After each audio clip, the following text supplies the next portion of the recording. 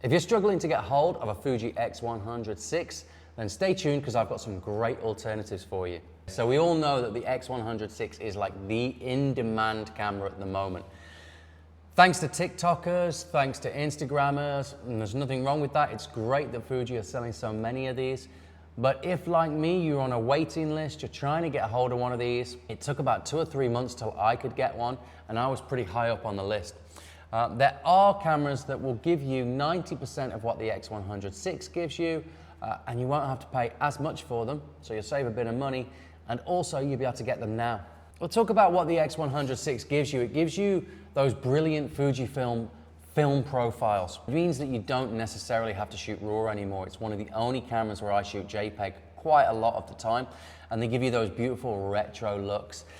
It also gives you this sleek style, retro analog dials on top, gives you great control. It's a very popular camera for street photographers. I use it for candids, everyday carry, things like that. I'm just gonna take it around with me with the fixed lens. I don't have to think about what lens do I want to put on it, what focal length do I want to shoot. This is the camera, this is the lens, and you start to learn to see in the same way that the camera does, and everything starts to make sense to you. Not only does it give you those great film profiles from Fuji, it also gives you now a 40 megapixel APS-C sensor with really good image quality, great ISO, performance up to about ISO 6400. You can go a little bit higher if you want. One of the main things for me with the X100VI, and one of the standout features, is that it has a leaf shutter and it has this built-in flash.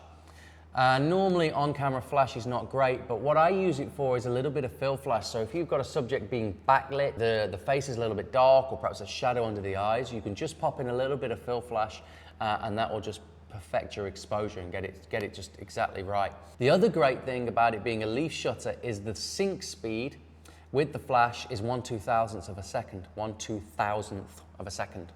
Got a lisp, I went all Jonathan Ross for a second then. And what that means is you can still use the flash to get that little bit of fill light, to light your subject if it's a portrait, which you can't do on most cameras. It also has a built-in ND filter, which means that you can open up the aperture, use a large aperture like f2. You can still get the exposure correct even in bright sunlight. You can still shoot at those large apertures. So it's got a few features that you can't find on other cameras. And one of them as well is this switchable optical viewfinder. So you've got optical viewfinder and an EVF. Got to be honest, I don't really use the OVF very much, but it is there and it is nice in some situations. And if you do use that, then obviously that's a feature that you can't replace with any other mirrorless camera, I don't think.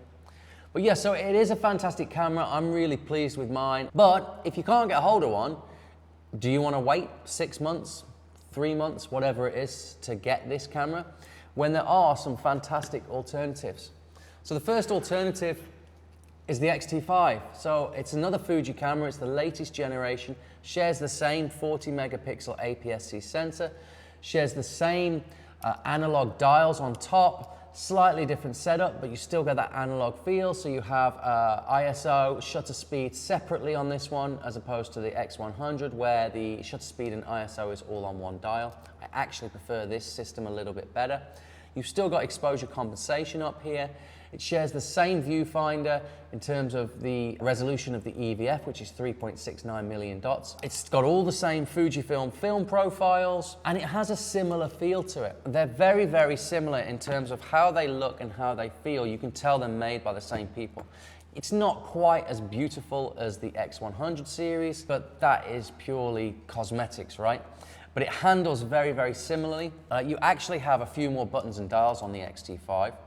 And there are actually some benefits to the X-T5 over the X100 series. Now, obviously, this is an interchangeable lens camera, so you're going to have to whack whatever lens you want on here. But there are quite a lot of options. And there's pros and cons for that. I quite like with the X100 series that it's a fixed lens camera. If it's going to be my everyday carry, if I'm doing street photography, I quite like to not think about what lens I'm going to use. So it does simplify things, so you get that element from the X100.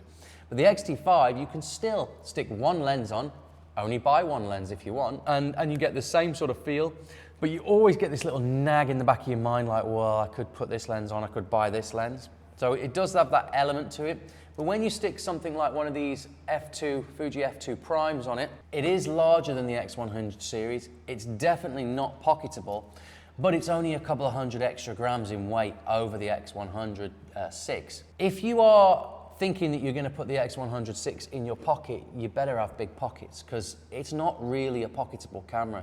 I put a strap on this. I either use a Peak Design or I use the Fuji strap, and I'm going to have it around my back or around my side here. So having those extra couple of hundred grams on the X-T5 doesn't really make much difference, and I carry it and use it in the same way. You are going to miss out on the optical viewfinder. If that's important to you, then yep, okay, you're going to probably have to wait for the X100VI. But the viewfinder in the X-T5 is really good. Because it's an electronic viewfinder, you get a preview of your exposure, the same as you would on the EVF on the X100VI, and you can see the film simulations before you actually shoot and stuff like that. The benefit of the X-T5 would be that you can change those lenses. So if you do get bored of that 23mm, 35mm equivalent field of view, you can stick on a different lens. There's a whole bunch of these lenses from Fuji, ranging from the 16mm f2.8, which is even smaller than this, and then you can go up to a 50mm f2, 35mm f2, so you've got a lot of choice. You also get a better battery with the X-T5, so the NPW235 in this one lasts longer than the NPW126 or whatever it is in the X100 series. It's a smaller battery, it's an older battery, it doesn't last as long. You also get double card slots in this. So we've got double card slots, dual SD card slots, UHS 2, so you can back up your photos. The screen on the X-T5 and the X100V are very similar. The one on the X100V is slimmer, but the one on the X-T5, you actually have the option to pull it out this way as well, which you don't have on the X100V. If you want an X100VI, but you can't get hold of it now, then the X-T5 really is a great alternative. It is a beautiful looking camera as well, and if you aren't going to miss the internal ND filter of the X100VI along with that leaf shutter, then you know the X-T5 is a fantastic alternative that might actually be more versatile and a more capable camera in more varied situations. But what if you do want an everyday carry camera that you think is going to be pocketable? This is not, but you know, you kind of, it's almost, isn't it? You know, if you've got a cargo pocket or a jacket pocket. And you don't want interchangeable lenses, you just want to simplify, you want a simple camera system. And there is an alternative that I use sometimes, a very popular street photography camera, and it's the RICO GR3. The RICO GR3, if you compare it here to the X100, I mean, look at the size difference. One of these, the RICO GR, is genuinely pocketable. This will fit in any pocket you've got. It is a genuinely pocketable camera, so you can walk around with it as an everyday carry, and you genuinely can just keep it in your pocket. It has the same size APS-C sensor. It has an 18mm lens on here, which is a 28mm equivalent, so it's a little bit wider than the field of view that you get with the X100VI. But it also has crop mode, so you can crop into 35 and you can crop into 50. One of the big benefits of the X100 series that people like is the film simulations. Now, the RICO GR does have film simulations. They have some nice ones as well. A couple of the black and white ones are particularly nice. It has a positive and a negative film. And there's a whole community of people out there, particularly street photographers, who shoot with these GR cameras, and they are creating their own film profiles or color profiles all the time. So you can get that beautiful retro look straight out of camera with the GR series. It also has an internal ND filter, and it has pretty decent autofocus. But it has this little trick up its sleeve, which is really, really nifty for street shooters. You can preset a focus distance, and they call it snap to focus. When you think that the autofocus can't keep up and you suddenly see a subject appear in frame and you want to grab a shot quickly, you can preset the autofocus to 1 meter, 1.5, 2 meters, whatever it is that you want. And if you press and hold down the shutter button, it will immediately, it won't try and focus, it will immediately snap to that focus distance that you've preset, and it will take a picture. And if you can gauge the distance to your subject, then you will have an in-focus shot, and it's not relying on the autofocus speed. It also starts up incredibly quickly. So, boom, we're up and running. It's not a leaf shutter, and it doesn't have that flash, so you don't have that fill flash availability, and you don't have that sync speed, but it does have an ND filter. The big thing missing on the GR, and I struggled with this at first, it is just a screen only, LCD screen only. Now that might not be a problem for you if you're used to shooting cell phones, or even if you're just used to, you know, you're not such a dinosaur like me and you're used to using the screen, then it might not be a problem. For me, I found that a little bit weird. I find that I don't compose photos quite as well when I'm using a screen as I do when I'm using a viewfinder, but that is completely subjective and might not affect you at all. But it's a brilliant little camera, offers a slightly wider field of view, and it is a great camera for street photography, and it's really discreet. Feels cheaper, but then it is a lot cheaper. This is about £900 and the X100VI is about £1,700 in the UK. And if the images is what matters to you, then this is right up there. You've got some great alternatives to the Fuji X100VI.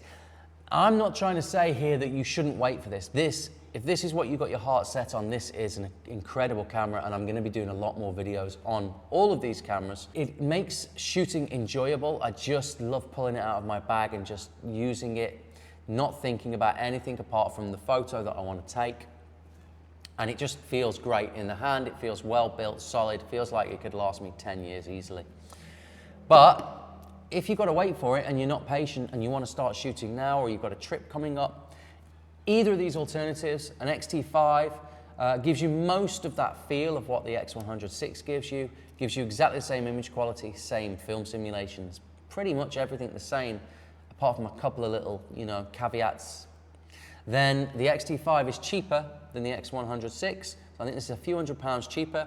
By the time you add in maybe one of these f2 primes, then you're looking at about the same price as the X100VI, but it's more flexible. Alternatively, one of these RICO GR cameras is incredible. They are really, really good cameras, and the money you save on this at £900 or £800 compared to the £1,600 you're gonna spend on these two here, pays for quite a lot of trips, doesn't it? But yeah, I can't recommend any of these enough. They're all fantastic in their own way, and you're just gonna have to make up your mind what you like. But I do love this. So if you found this video helpful, that's great. Go and check out this other video because you might be choosing between those two cameras. Until next time, thanks for watching.